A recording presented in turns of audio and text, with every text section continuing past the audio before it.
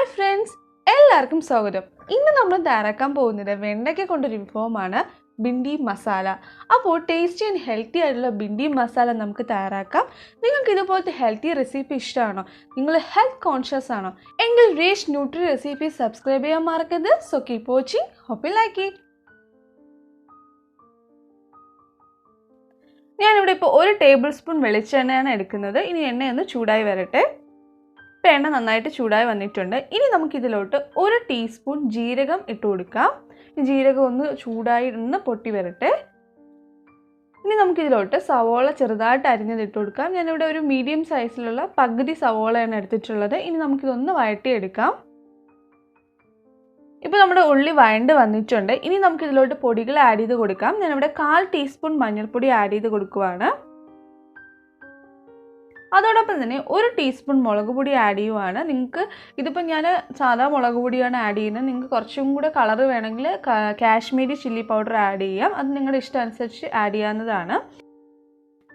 ഇനി നമുക്കിതിലോട്ട് 1/2 ടീസ്പൂൺ ജീരകം പൊടിച്ചത് ആഡ് ചെയ്ത് കൊടുക്കാം. അതോടൊപ്പം 1/2 ടീസ്പൂൺ മല്ലിപ്പൊടിയും കൂടെ ആഡ് ചെയ്ത് കൊടുക്കുക. അതിനുശേഷം ഈ പൊടികളുടെ ഒരു പച്ച ടേസ്റ്റൊക്കെ പോയിട്ട് നല്ലൊരു മണം വരും. അതുവരെ ഒന്ന് വഴറ്റി കൊടുക്കുക. ഇപ്പോൾ പൊടികളൊക്കെ വഴണ്ട് വന്നിട്ടുണ്ട്. ഇനി നമുക്കിതിലോട്ട് ടൊമാറ്റോ ആഡ് ചെയ്ത് കൊടുക്കാം. ഒരു മീഡിയം സൈസുള്ള ടൊമാറ്റോയുടെ പകുതി ചെറുതായിട്ട് അരിഞ്ഞതാണ് ഞാനിപ്പോൾ ആഡ് ചെയ്ത് കൊടുക്കുന്നത്.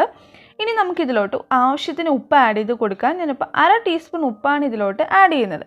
അതിനുശേഷം ഇതിലോട്ട് കുറച്ച് വെള്ളം ഒന്ന് ഒഴിച്ചു കൊടുക്കുക. ഒരുപാട് ഒഴിക്കരുത്. ജസ്റ്റ് ഇതൊന്ന് നനയാൻ വേണ്ടി മാത്രം വെള്ളം ഒഴിക്കുക. എന്നിട്ട് നമുക്കിത് അടച്ചു വെച്ച് വേവിച്ചെടുക്കാം.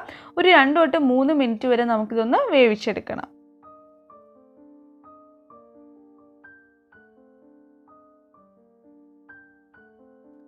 ഇപ്പോൾ ടൊമാറ്റോ നന്നായിട്ട് വെന്ത് വന്നിട്ടുണ്ട്. ഏകദേശം ഒരു 3 മിനിറ്റ് മീഡിയം ഫ്ലെയിമിൽ വേവിച്ചതാണ്. പിന്നെ നമ്മൾ ചീനിച്ചട്ടി ചെയ്യുമ്പോൾ ശ്രദ്ധിക്കുക, ഇടയ്ക്കൊന്ന് ഇതൊന്ന് എടുത്ത് ഇളക്കി കൊടുക്കുക, അല്ലെങ്കിൽ അടി പിടിക്കാൻ ചാൻസ് ഉണ്ട്. ഇനി നമുക്ക് നമ്മുടെ വെണ്ടയ്ക്ക ഇതിലോട്ട് ആഡ് ചെയ്ത് കൊടുക്കാം. ഞാനിപ്പോൾ ഏകദേശം ഈ ഒരു സൈസിലാണ് വെണ്ടയ്ക്ക അരിഞ്ഞിരിക്കുന്നത്. ഇതൊരു 250 ഗ്രാം, അതായത് 1/4 കിലോയോളം വെണ്ടയ്ക്ക വരുന്നുണ്ട്. അതിനുശേഷം നമുക്ക് മീഡിയം ഫ്ലെയിമിൽ അല്ലെങ്കിൽ ലോ ഫ്ലെയിമിൽ ഇട്ടതിന് ശേഷം നന്നായിട്ട് ഇത് ഒന്ന് വേവിച്ചെടുക്കണം. നമുക്ക് വഴറ്റി കൊടുത്താൽ മതി. ഇടയ്ക്കിടയ്ക്ക് ഒരു 15 തൊട്ട് 20 മിനിറ്റ് വരെ നമ്മളിതൊന്ന് വേവിച്ചെടുക്കേണ്ടി വരും.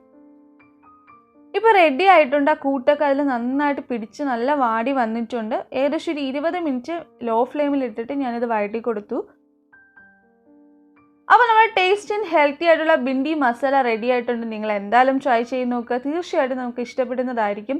ഇത് ഏറ്റവും കൂടുതൽ ചപ്പാത്തിയുടെ കൂടെ കഴിക്കാനാണ് ടേസ്റ്റ്. നമുക്ക് ചോറിൻ്റെ കൂടെ വേണമെങ്കിലും കഴിക്കാം. അപ്പോൾ ട്രൈ ചെയ്തതിന് ശേഷം നിങ്ങളുടെ ഫീഡ്ബാക്ക്സ് തന്നെ കമൻസിലൂടെയും മെയിലിലൂടെ അറിയിക്കുക. വീഡിയോ ഇഷ്ടമായെങ്കിൽ നിങ്ങളുടെ പ്രിയപ്പെട്ടവരുമായി ഷെയർ ചെയ്യുക, ലൈക്ക് ചെയ്യുക.